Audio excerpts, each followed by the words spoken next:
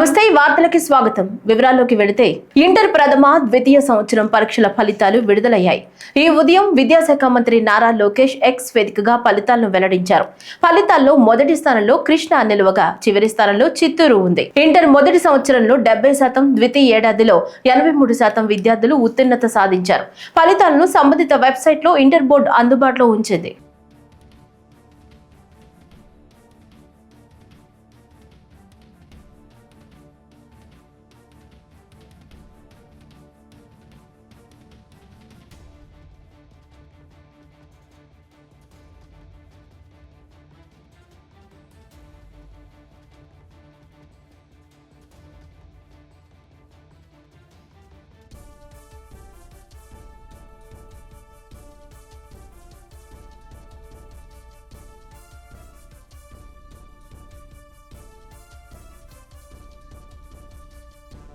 దేశం వికసిత భారత్ గా మారాలంటే ప్రజల సహకారం ఖచ్చితంగా అవసరమన్నారు మాజీ ఉపరాష్ట్రపతి ముప్పవరపు వెంకయ్య నాయుడు.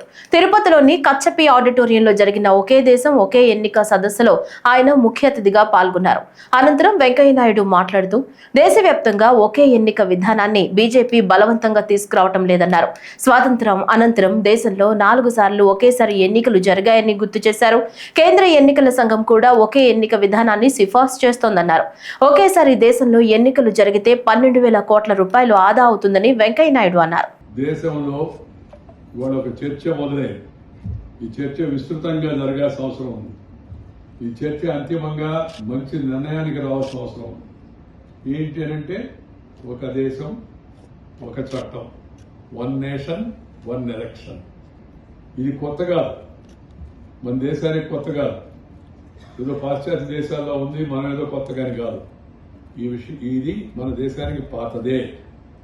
1952 మొదటి సార్వత్రిక ఎన్నికలు, 57 రెండవ ఎన్నికలు, 62 మూడవ ఎన్నికలు, 67 4 ఎన్నికలు.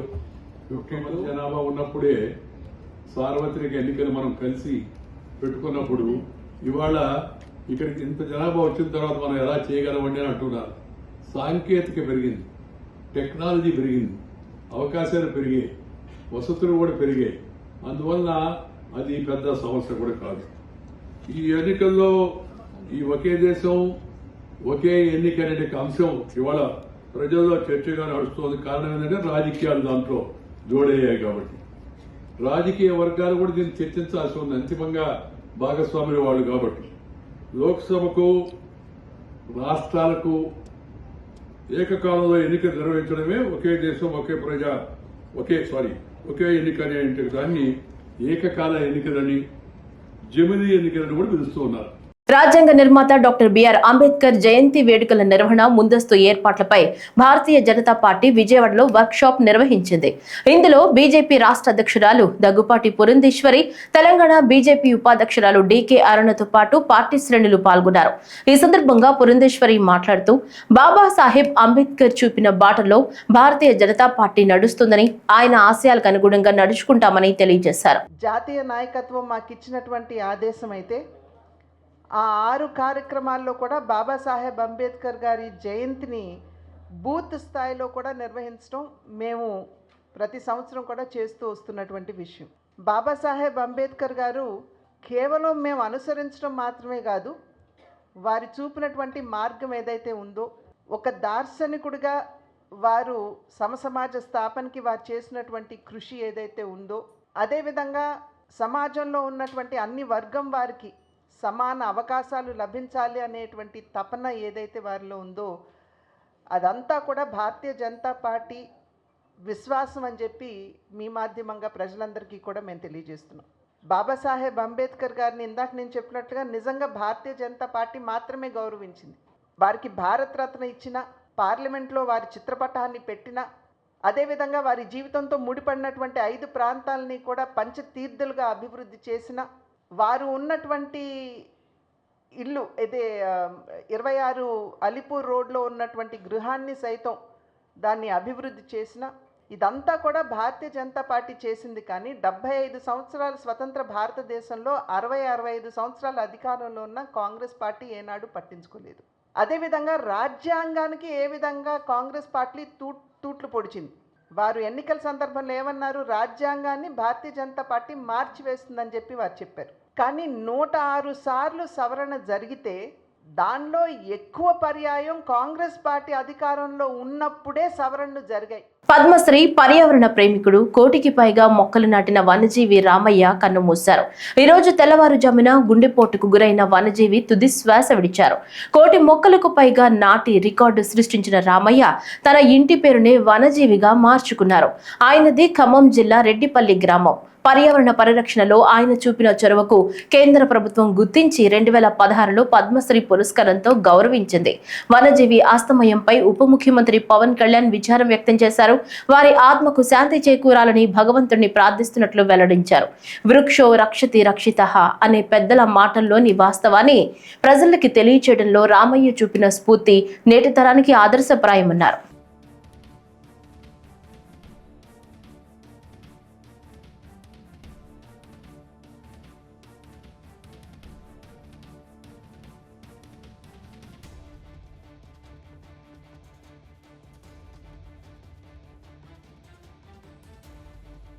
కడప జిల్లా ఒంటిమిట్టలో శ్రీ సీతారాముల కళ్యాణోత్సవం రాత్రి 8:30 గంటలకు ముగిసింది.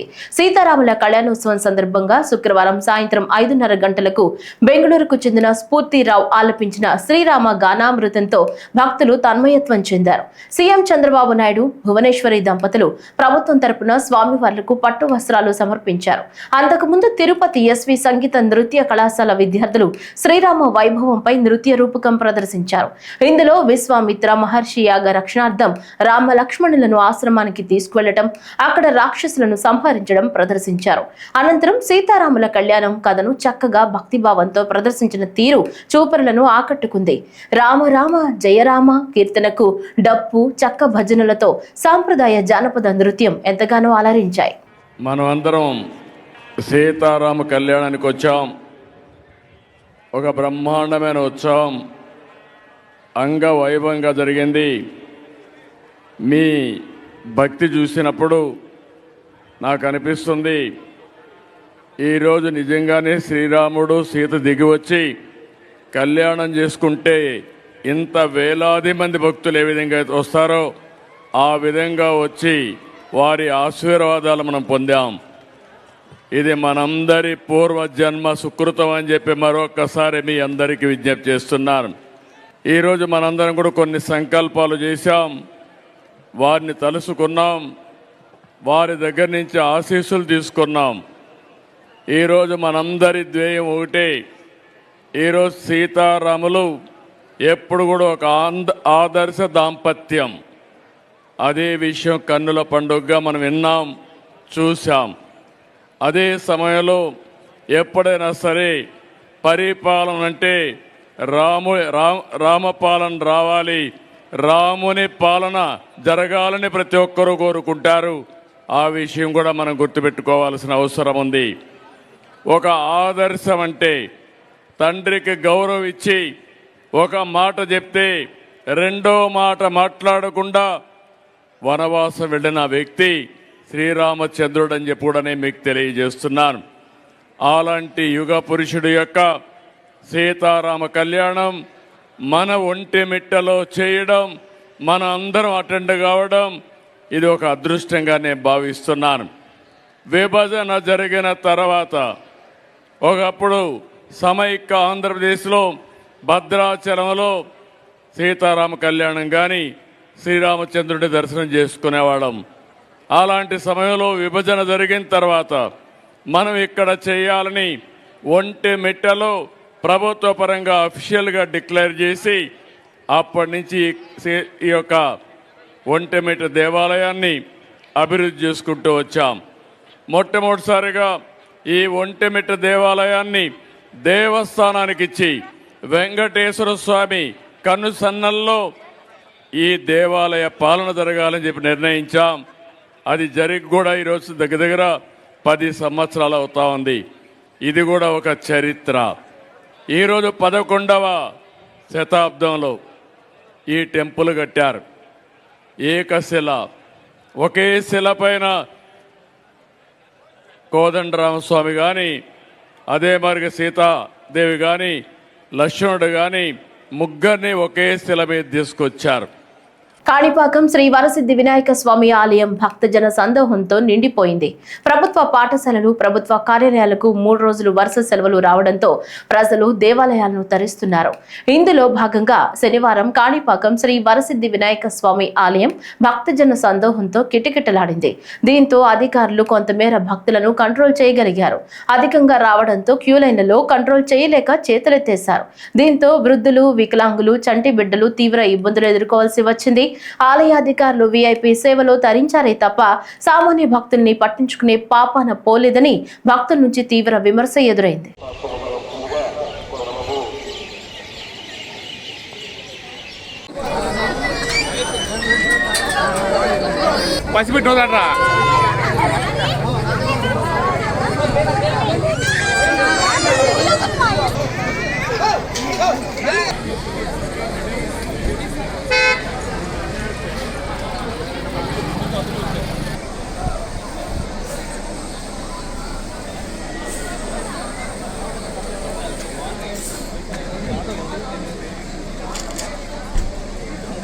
తిరుమలలో భద్రతా వైఫల్యం చోటు చేసుకుంది. శ్రీవారి ఆలయ మహాద్వారం వద్దకు పాదరక్షలతో భక్తులు చేరుకున్నారు. దీంతో అక్కడ 3 భక్తులను విజిలెన్స్ సిబ్బంది అడ్డుకున్నారు. వైకుంఠం క్యూ కాంప్లెక్స్ లో వీరిని తనిఖీ చేసి సిబ్బంది గుర్తించకుండా లోపలికి పంపారు.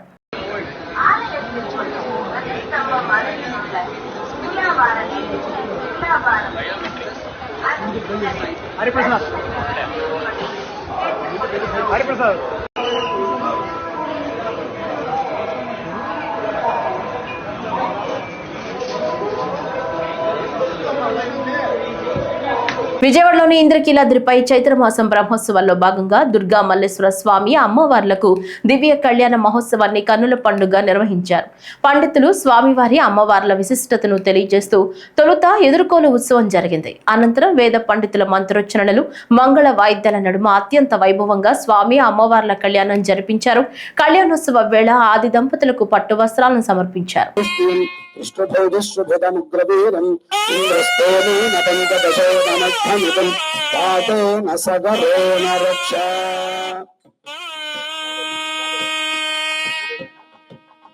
పరమేశ్వర ధ్యాన సావధాన ఈశార్దాంగనివాసిని పశుపతే రాణంద సంవర్ధిని ఓం భీమస్య దేవస్య. బోళాశంకరుడు అని పేరు. ఎక్కువ ఆయన్ను సేవించి కష్టపడక్కర్లా, కొంచెం సేవించినా కూడా ఆయన ప్రసన్నుడై ఉంటాడు ఎప్పుడు కూడా పరమేశ్వరుడు. కాబట్టి ఆ పరమేశ్వరుడు రుద్ర రూపంతో లోకమంతా కూడా సంచారం చేస్తూ ఉంటాడు. అంతరిక్షగత ఏచ భూమిచరా స్మృతా. భూమి మీద కొంతమంది రుద్రులు, ఆకాశంలో కొంతమంది రుద్రులు, అంతరిక్షంలో కొంతమంది రుద్రులు, మహారుద్రుడి దంపతులు, రుద్రుడు రుద్రుడి భార్యను రుద్రాణి అంటాం, పార్వతీ పరమేశ్వరులే రౌద్ర రూపంతో లోకంలో ఉన్నటువంటి దోషాలను తొలగించటం కోసం మహారుద్రుడుగా ఉంటే ఆయన యొక్క అనుచరులు, సేవకులు, భక్తులు అందరూ కూడా రుద్రుడి యొక్క దివ్యమైనటువంటి రూపాన్ని, రుద్రుడు ప్రసాదించగా అటువంటి రూపాన్ని ధరించి తమ యొక్క పత్ని సమేతంగా అనేక మంది రుద్రులందరూ కూడా ఈ భూమి మీద సంచారం చేస్తూ ఉంటారు. ఈ భూమి మీద సంచారం చేస్తూ చిత్తూరు జిల్లాలో మామిడి పంట సాగు విస్తీర్ణం పెరిగిందని, ఉత్పాదకత పెంచాల్సిన అవసరం ఉందని రాష్ట్ర ఉద్యాన పట్టు పరిశ్రమల శాఖల డైరెక్టర్ కె శ్రీనివాస్ తెలిపారు. ఈ కార్యక్రమంలో భాగంగా ఏర్పాటు చేసిన స్టాల్స్ ను అతిథులు ప్రారంభం చేసి సందర్శించారు. ఈ సందర్భంగా రాష్ట్ర ఉద్యాన పట్టు పరిశ్రమల శాఖల డైరెక్టర్ మాట్లాడుతూ, జిల్లాలో అవసరమైన మేర మామిడి పంట విస్తీర్ణం జరిగిందని, ఉత్పాదకత పెంచాల్సిన అవసరం ఉందన్నారు. రాష్ట్రంలో 1 హెక్టార్కు 12 మెట్రిక్ టన్నులు ఉండగా, దేశంలోని గుజరాత్ లాంటి రాష్ట్రాల్లో 1 హెక్టార్కు 15,000 మెట్రిక్ టన్నులు ఉత్పాదకత ఉందని, ప్రపంచవ్యాప్తంగా చూస్తే మన దేశంలో 1 హెక్టార్కు సుమారు 9 మెట్రిక్ టన్నులు ఉండగా బ్రెజిల్ లాంటి దేశాల్లో 20 నుంచి 25 మెట్రిక్ టన్నులు ఉత్పాదకత ఉందన్నారు. మామిడి పంటతో పాటు ఇతర ఉద్యాన పంటల ఉత్పాదకత, మార్కెటింగ్, ప్రాసెసింగ్, గిట్టుబాటు ధరలపై రాష్ట్ర ప్రభుత్వం దృష్టి సారించిందన్నారు. రాష్ట్ర ప్రభుత్వం ఒక సాంస్కృతికమైనటువంటి కార్యక్రమానికి శ్రీకారం చుట్టింది. ఒక కాన్క్లేవ్ ఏర్పాటు చేసి రైతులు ఎదుర్కొంటున్నటువంటి సమస్యలకు ఒక పరిష్కార వేదిక కావాలి, దానికి ఒక బ్రైట్ స్టార్మింగ్ స్టేషన్ లాగా ఈ కార్యక్రమాన్ని ఏర్పాటు చేయడం ద్వారా ఇండస్ట్రీ, ఫార్మర్స్, బెనిఫిషియర్స్, వెండర్స్ కలిస్తే ఒక చక్కని పరిష్కారం దొరుకుతుందన్నటువంటి ఒక గొప్ప ఆలోచనతో ఈ కార్యక్రమాన్ని ఏర్పాటు చేసినందుకు రాష్ట్ర ప్రభుత్వాన్ని మనస్ఫూర్తిగా అభినందిస్తున్నాను. రెండవ అంశం, ఇక్కడ వేదిక ముందున్నటువంటి పెద్దలందరూ చూసినప్పుడు నేను మాట్లాడడం అనేది గుర్తొచ్చి తొలగిస్తున్నట్టు ఎన్నో సంవత్సరాలుగా ఈ సమస్య పరిష్కారానికి మీరు ప్రయత్నం చేస్తూనే ఉన్నారు. వ్యవసాయం లాభసాటి కావాలి, రైతు కళలో ఆనందం ఉండాలి, రైతు గౌరవంగా ఆరోగ్యం జరగాలన్నటువంటి ఆలోచనతో చేస్తున్నటువంటి ప్రయత్నం ఒక యజ్ఞంలాగా సాగుతూనే ఉంది. ఫలితం ఎప్పుడు వస్తుంది, పరిష్కారం ఎక్కడ దొరుకుతుంది, వీటికి మాత్రం ఆన్సర్ దొరకడం లేదు. నిజమే, ఇన్ని ప్రయత్నాలు చేస్తున్నాం, ఇన్ని రకాలైనటువంటి ప్రయోగాలు చేస్తున్నాం. విశ్వవిద్యాలయాలు, పరిశోధన సంస్థలు రైతులు ఎదుర్కొంటున్నటువంటి అనేక సమస్యలను, సవాళ్లను అధిగమించడం కోసం ఔన్నత్యం శోధిస్తూనే ఉన్నారు. కానీ పరిష్కారం ఎక్కడ దొరకలేదు అంటే మాత్రం అది ఎక్కడ ఉన్నటువంటి ఆలోచనని మీరు చేయాలని నేను మిమ్మల్ని అందరూ కూడా కోరుకుంటూ ఉన్నాను. నాకు చిన్నప్పటి నుంచి కూడా వ్యవసాయంతో బాగా అనుభవం ఉంది. నేను కూడా ఒక వ్యవసాయం చేస్తున్నటువంటి కుటుంబంలో పుట్టినటువంటి వాడిని. ఈ జిల్లానే ఒక ఎగ్జాంపుల్ గా తీసుకుంటే వ్యవసాయంలో అనేక పరిణామాలు చోటు చేసుకున్నాయి. కూటమి సర్కార్ పాలనలో విద్యా వ్యవస్థ పూర్తిగా కుంటుపడిందని వైఎస్ఆర్సీపీ నేత మాజీ మంత్రి మేరుగ నాగార్జున మండిపడ్డారు. శనివారం ఆయన తాడేపల్లిలోని ఆ పార్టీ కేంద్ర కార్యాలయంలో మీడియా సమావేశంలో మాట్లాడుతూ వైఎస్ జగన్ హయాంలో పేదలంతా సంతోషంగా చదువుకోగలిగారని, నేడు ఫీజులు కూడా చెల్లించలేని పరిస్థితిని కూటమి ప్రభుత్వం తెచ్చిందని మండిపడ్డారు. ఫీజు రీయింబర్స్మెంట్ నిధులు ఇవ్వకుండా ప్రభుత్వం కక్ష సాధింపునకు దిగిందని, టీడీపీ కార్యకర్తలు ట్వీట్ చేస్తేనే మంత్రి లోకేష్ స్పందిస్తున్నారని మేరుగ నాగార్జున మండిపడ్డారు. ఉన్నప్పుడు ఆంధ్రప్రదేశ్లో చదువులమ్మ తల్లి వలలాడితే పేద ప్రజలు గుండె నిబ్బరంతో పిల్లలను చదివించుకుంటే, కుటుంబాలు ధైర్యంగా మా పిల్లలు చదువుకుంటే మాకు బాబాసాహెబ్ అంబేద్కర్ గారి యొక్క ఆలోచనలో మాకు అవకాశాలు వస్తాయి, ఉన్నత శిఖరాలకు వెళ్తారని రాష్ట్ర వ్యాప్తంగా ఉన్నటువంటి పేదలు ధైర్యంగా పిల్లలను చదువుకుంచుకునే పరిస్థితి జగన్మోహన్ రెడ్డి గారి ప్రభుత్వంలో చూశాం. కానీ ఈరోజు ఆ పరిస్థితి లేదు. చదివించాలన్నా, పిల్లలు స్కూల్స్ దగ్గర నుంచి కాలేజీలకు వెళ్లాలన్నా తడిసి మోపిడయ్యే పరిస్థితి. కుటుంబాలు చాలా దారుణంగా వాళ్ళ యొక్క ఉన్నతి వెనక్కి నెట్టే పరిస్థితిలో కూటమి ప్రభుత్వం తీసుకువస్తా ఉంది అని చెప్పడానికి చాలా బాధపడతా ఉన్నా. ఎందుకంటే నేను కూడా ఆ గ్రౌండ్ లెవెల్ నుంచి వచ్చిన వాడిని. బాబాసాహెబ్ దయ వలన పేద కుటుంబం నుంచి వచ్చినా అవకాశాలను అందిపుచ్చుకొని, ప్రభుత్వాలు ఇచ్చిన అవకాశాలను చేతదీర్చుకొని, జగన్మోహన్ రెడ్డి గారు లాంటి గొప్ప ఆశయాలు ఈ రాష్ట్రంలో పరిపాలనా దక్షుడుగా ఉంటే ఉపయోగాలు జరుగుతాయని చెప్పడానికి నిదర్శనంగా ఒక నిలువెత్తు అర్థం జగన్మోహన్ రెడ్డి గారి పరిపాలన. ఈరోజు ఫీజు రీయింబర్స్మెంట్ చంద్రబాబు ప్రభుత్వం చెల్లించటం లేదు అని చెప్పడానికి సిగ్గేస్తా ఉంది. ఎందుకంటే కక్ష సాధింపు అనుకుంటున్నా తల్లిదండ్రుల విద్యార్థులు, ఈరోజు విద్యార్థుల యొక్క తల్లిదండ్రులు భయపడిపోతూ ఉన్నారు, అప్పుల పాలవుతూ ఉన్నారు. పిల్లలను చదివించాలి, కాలేజీకి పంపాలంటే ఆనాడు వెట్టి చాకిరీ గుర్తొచ్చే పరిస్థితి వస్తూ ఉంది. మరలా అప్పుల ఊబిలోకి వెళ్లాల్సిన పరిస్థితి తీసుకొస్తా ఉన్నది కూటమి ప్రభుత్వం అని చెప్తా ఉన్నాం. విద్యామంత్రి గారు అయితే రాజకీయాలు తప్ప విద్యార్థుల యొక్క గొడవ పట్టించుకునే పరిస్థితి లేనే లేకుండా పోతుంది. ఒక రాష్ట్రంలో ఫీజు రియంబర్స్మెంట్గా మారిపోతూ ఉంటే ఒలకడు పలకడు ఈ యొక్క ట్విట్టర్ కింగ్. ఎందుకు విద్యాశాఖ మంత్రిగా మీరున్నారు చెప్పమని అడుగుతా ఉన్నా. ఫీజు రియంబర్స్మెంట్ అనేది పిల్లల యొక్క భవిష్యత్తుకు సంబంధించింది. కాలేజీలో చేరి ఫీజు కడితే ఎగ్జామినేషన్ రాయిస్తారు, కట్టకపోతే ఎగ్జామ్ రాయరు, హాల్ టికెట్ ఇవ్వరు, రిజల్ట్ ఉండదు. అప్పుడు వారు పైకి వెళ్ళటానికి ఆస్కారం ఉండదు, ఉన్నత చదువులకు వెళ్ళడానికి ఆస్కారం ఉండదు. ఎందుకు నిమ్మకు నీరెత్తినట్టు ఉన్నారో చెప్పాలని మరి విద్యామంత్రి గారిని, ఆంధ్ర రాష్ట్ర విద్యామంత్రి గారిని అడుగుతూ ఉన్నాం. ఒక ప్రక్క విద్యార్థులు అన్యాయం చేస్తూ మరొక ప్రక్క తండ్రి గారు కుమారుడు కపట నాటకాలు ఆడుతూ ఉన్నారు. మీకు సిద్ధశుద్ధి ఉంటే ఎప్పటికైనా 11 లక్షల మందికి ఫీజు రియంబర్స్మెంట్ తక్షణమే విడుదల చేయమని చెప్పి డిమాండ్ చేస్తా ఉన్నా.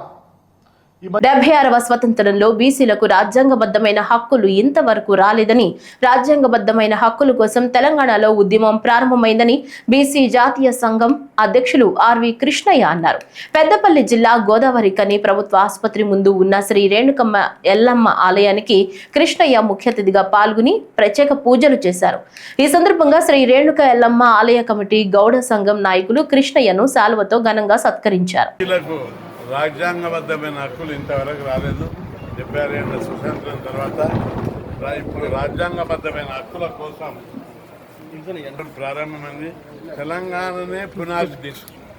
తెలంగాణలో ప్రారంభమైన ఈ ఉద్యమం దేశవ్యాప్తంగా ఈ ఉద్యమం తుఫాన్ లాగా తీసుకొచ్చి ఈ ఉద్యమం ద్వారా బీసీల యొక్క సాంఘిక, ఆర్థిక, రాజకీయ, మౌలిక జీవన విధానంలో మార్పు రావాలి. అప్పుడు మాత్రమే బీసీలకు అన్ని రంగాల్లో న్యాయం జరుగుతుంది.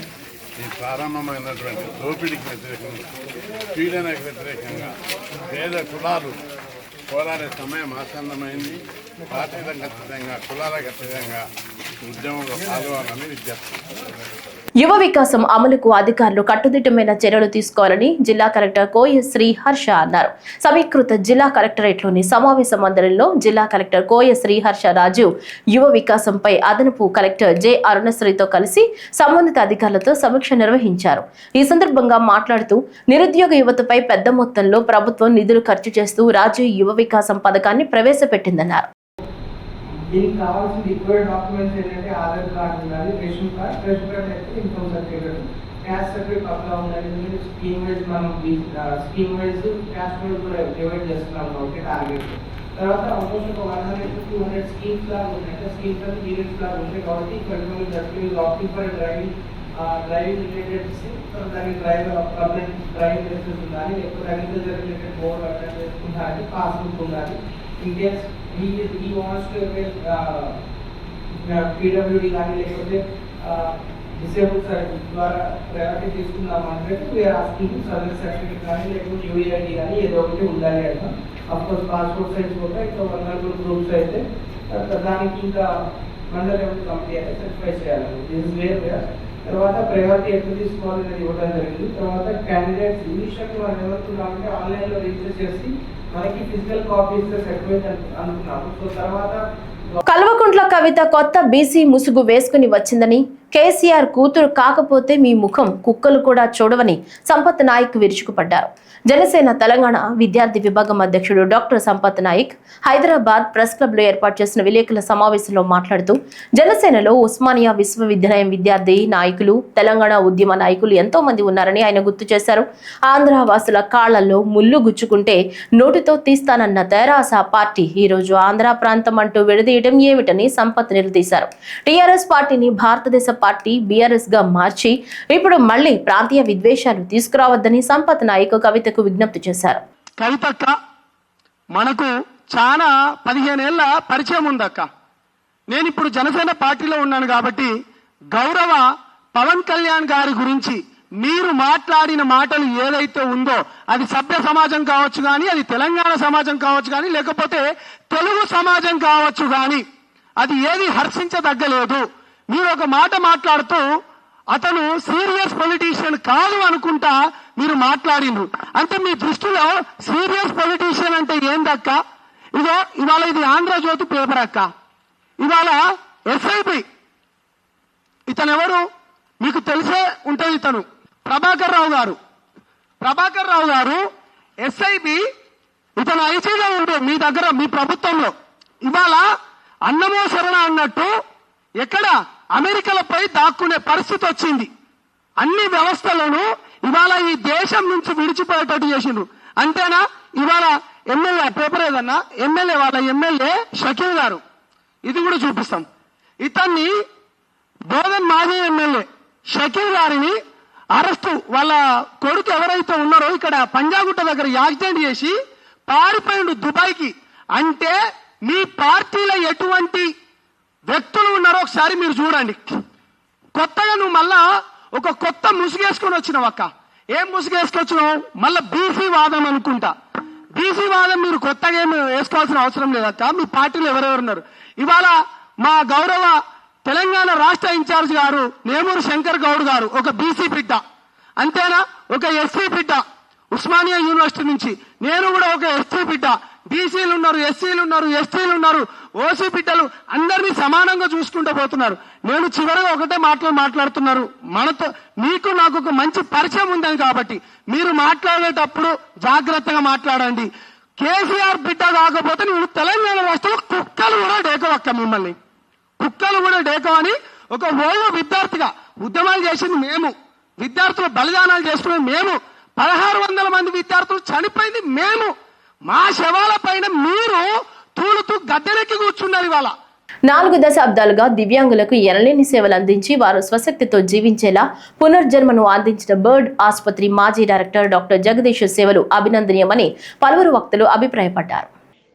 4 దశాబ్దాలుగా దివ్యాంగులకు ఎనలేని సేవలందించి వారు స్వశక్తితో జీవించేలా పునర్జన్మను అందించిన బర్డ్ ఆసుపత్రి మాజీ డైరెక్టర్ డాక్టర్ జగదీష్ సేవలు అభినందనీయమని పలువురు వక్తలు అభిప్రాయపడ్డారు.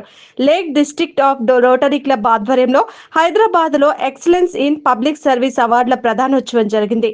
2024-25 సంవత్సరానికి వివిధ రంగాల్లో విశేష సేవలు చేసిన పలువురిని వాలంటరీ అవార్డుతో సత్కరించారు. అందులో భాగంగా దివ్యాంగులకు సుదీర్ఘ కాలం సేవలందిస్తున్న శల్య వైద్య నిపుణులు డాక్టర్ జగదీష్ కు అత్యుత్తమ ప్రజా సేవకుడి అవార్డును అందజేశారు.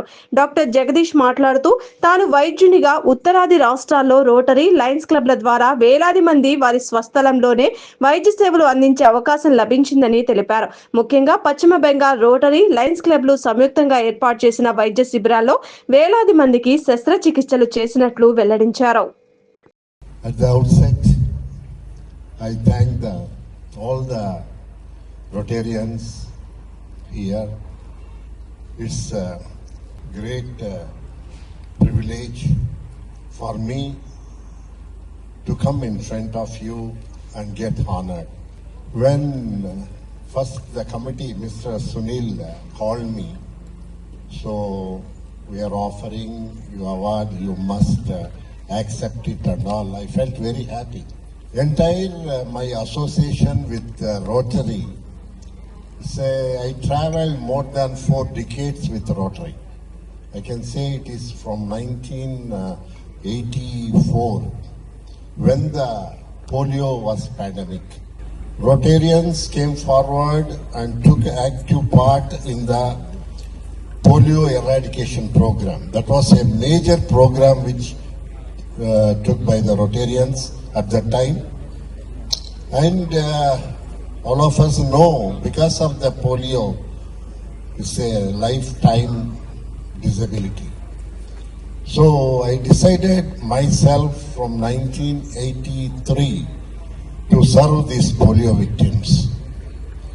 So luckily I got placement in Tirumala Tirupati Devasthanam. We started a hospital with a great visionary. Sometimes some politicians will play major role. We have to remember the great personality, Nandamuri Tarak Ramarao. Just his thought. He wants to start one center for the differently abled people in Andhra Pradesh, state of Andhra Pradesh. In 84, we started the center with just 50 beds. And in 1995, we made it a 250-bedded orthopedic center. And in 2015, we made it 350-bedded orthopedic center, which is the biggest in Asia. It is proudly I can say one thing. I traveled from Kashmir to Kanyakumari, every state in India. We've done more than 250 free polio surgical camps. In these camps, majority of the camps in Rajasthan and in West Bengal, the Rotarians and Lions, they combinedly organized. Particularly in West Bengal, I done 15 camps and operated 24,000 patients only in West Bengal in Kolkata. Lions Orthopedic Hospital was there. I surprised the Rotarians and Lions combinedly done that program continuously every year. I recollected all the things when Mr. Sunil invited me for this function. And I want to share the happy moment recent. Last Ugadi Day, the New Year's of Telugu people, I was invited by the Dr. Naveen Chand Ramgoolam, Prime Minister of Mauritius. I visit Mauritius also in this rehabilitation of the differently abled children. So they given the award also on the 30th of last month. So it gives us the immense pleasure and commitment to serve the poorest of the poor, differently abled children. After my superannuation in 2019, I adopted 3 villages in the state of Andhra Pradesh. That is remote villages, and I go there, see the patients, and give them the medication. Those who require the surgical intervention. ఈ వార్తలు ఇంతటితో సమాప్తం. నమస్కారం.